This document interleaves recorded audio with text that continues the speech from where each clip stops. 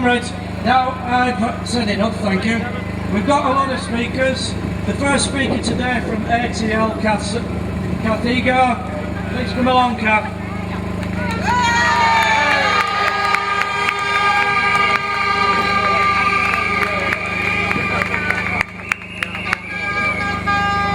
Good morning, fellow unions. On this momentous day, after June the 30th, the government has been forced to improve on its offer to teachers, but not for the under 50s.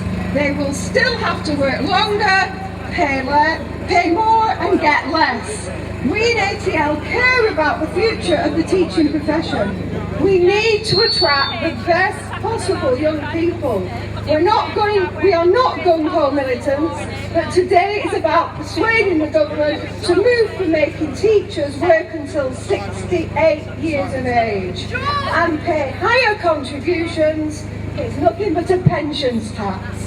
I know we all regret the inconvenience to members of the public who use the services we provide, but every taxpayer will suffer if our pensions are hit, because we will need to claim state benefits in old age if our occupational pension is too small.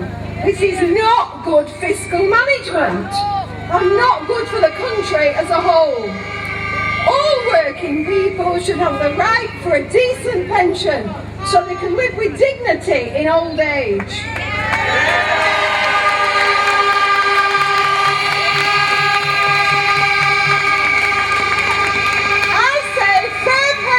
For all. Let's start by forcing the government to be fair to workers whose dedication and commitment in nursing, teaching, all the jobs that we all do here to keep the country moving, particularly to the teachers and lecturers who are educating the youth's future.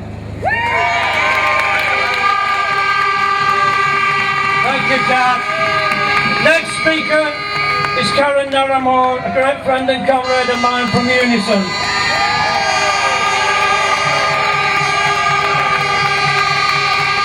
Hello! One or two here. I can see one or two Unison people here. It's a brilliant turnout.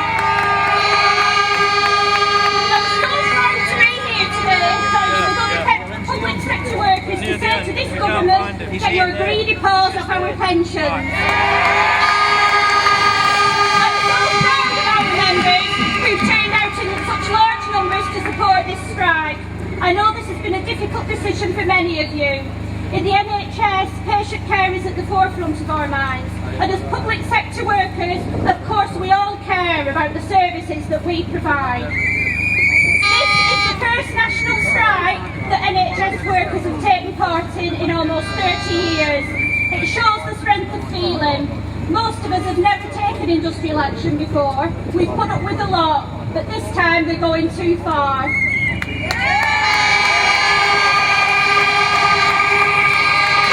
to what the government and the right-wing press would have you believe, our pensions are gold-plated. Over half of women pensioners in the NHS receive less than £3,500. That's hardly a fortune. Public sector workers have done the responsible thing by paying into our pensions to be self-sufficient in old age and hopefully not be reliant on benefit and a burden onto the taxpayer. If the government had announced that it intended to rob the life savings of ordinary people in order to pay off the deficit, there would be an outcry, and quite rightly so. But that's what they're trying to do to us, and we won't have it. We want us to massively increase our contributions, yet that won't go into our pensions, not a penny of it. It will be robbed by the Treasury to pay off a deficit which we didn't create. Yes. How is that fair? Yes. I am not a high earner. Most public sector workers aren't high earners, contrary to what the right-wing press would have you believe. My background personally is a medical secretary. I know there are quite a few medical secretaries here today. I pay £118 a month into my pension. We'll now be expected to pay around an extra £60 a month. Not a penny of that will go to improve our pensions, and that's on top of a pay freeze. Is it any wonder our members have had enough? Yes! And they want to age now, and that's if they don't raise the age still further. I'm not being ageist here. I know that many people over 60 are fit and well, and if they're fortunate enough to be in that position and wish to continue working, I support their right to do so, absolutely. But choice is the issue. Our members are not being given a choice. The fact is that as we get older, we're more likely to develop health problems. Many staff in the NHS and other public services are simply physically unable to continue in their current roles in their 60s and beyond. Would we really feel confident about being treated by a 68-year-old paramedic, a doctor, a nurse, a firefighter who was a physical fit?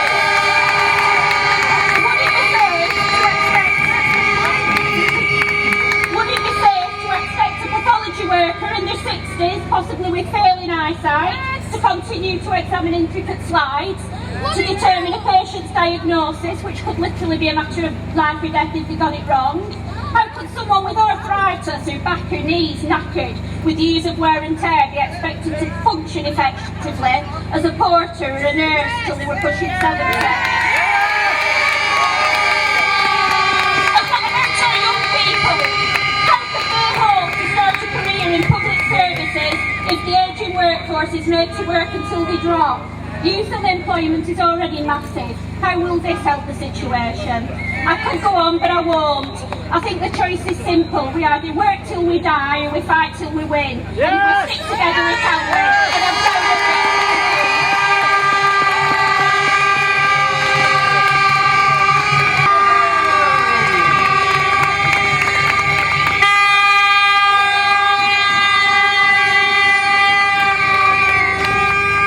it. Cheers.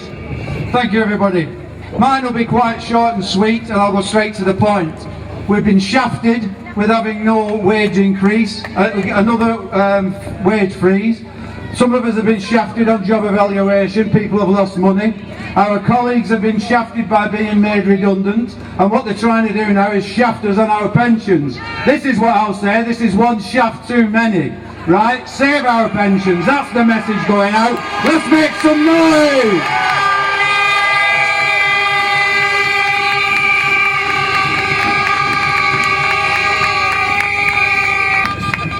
Thanks very much. I'm Simon Jones from the NUT. It's great to see all these unions out here today.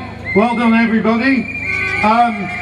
There's a few things. There's lots of lies being told about our pensions.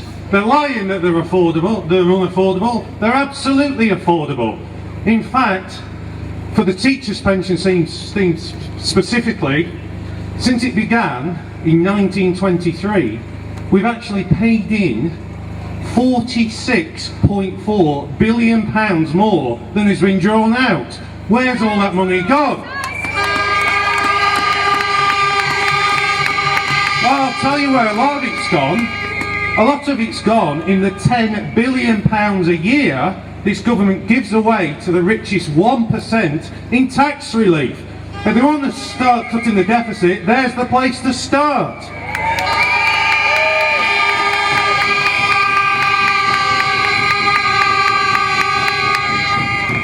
Now, you've heard from others, what we want is fair pensions for all, not just public sector workers. We want them to leave our pensions alone, but we also want increases for the state pension. I mean, actually mentioning league tables in Blackburn is a touchy subject, I realise. But overall, the UK's pension, state pension, is the 4th worst in Europe.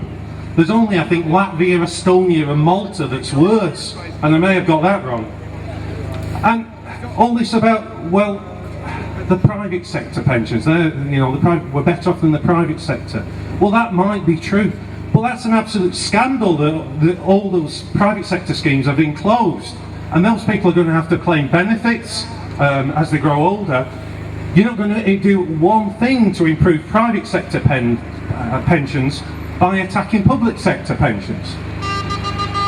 But one thing that hasn't been said so far today, all this is actually about getting public sector, health, education, all aspects of the public sector ready for privatisation. Because it's our pensions that makes it less attractive for the private companies to come in and take over. That's what this is about. Save our pensions and no to privatisation.